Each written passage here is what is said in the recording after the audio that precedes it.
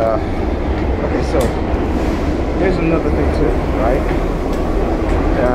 And what they'll do is manipulate the people that you know to call you at a specific time, right? So I just got a call as the train pulled into the station, and so it ended up being my ex. Huh? Oh, look. I don't know you, Chuck. I don't know you.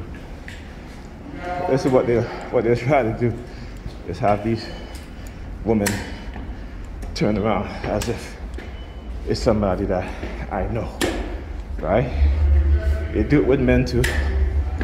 You know, what they try to do is to try to get somebody that looks similar to somebody that you know, to try to say, well, we're using them to, you know, make some sort of false claim, what have you, right?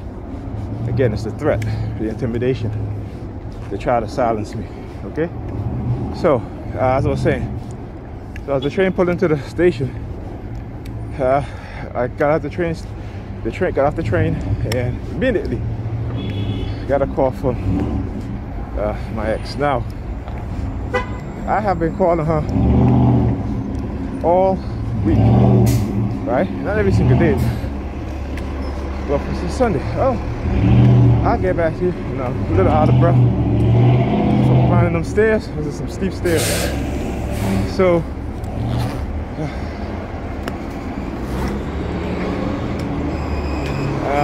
anyway, so as soon as I get off the train, who calls me? Right? Who calls me? No, I had called her. She was supposed to call me back. She never did. And I called her later. She's like, "Oh, I'm busy." All this stuff. So, you know, called her a couple of times this week. Right? I'll call you back. Never did. As soon as I get out, and the reason why they do this is, again, it's try to send me subliminal message about,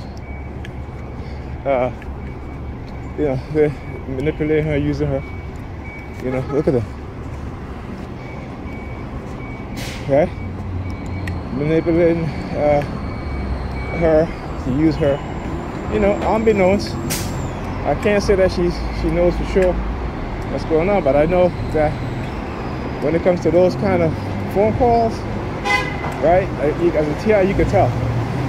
You know, me and the TI, another TI from California, Aldo Misterioso, we talk about the same thing. You know, how they use manipulate us into calling each other about certain things. So she was like, sometimes I won't answer you, and she's like, you know, it's okay if sometimes you don't answer me. I said, I know, but it doesn't bother me. You know, I just told her, I said, I recognize when, you know, we're being influenced to call each other, because again, they might be targeting you a particular way, and so they want you to call me so you can trigger me. And I said, but I don't get triggered anymore. At least not. I mean, when I say I don't get triggered to the point where, you know, it affects my ability to have a conversation with you. All right? I said, because again, I created a mental defense mechanism, or psychological defense mechanism, to which, you know, I use. Right? Just like with them with the number 32. And for years they've been targeting me with this number. Okay? Every time I will park somewhere, the car in front of me or the car behind me, the number 32. They using neurolinguistic programming, then they'll attach it or create a new anchor, right? So they create an anchor with women, men, the police, my kids. They try to, you know, they were throwing everything at me to see if it stick, right?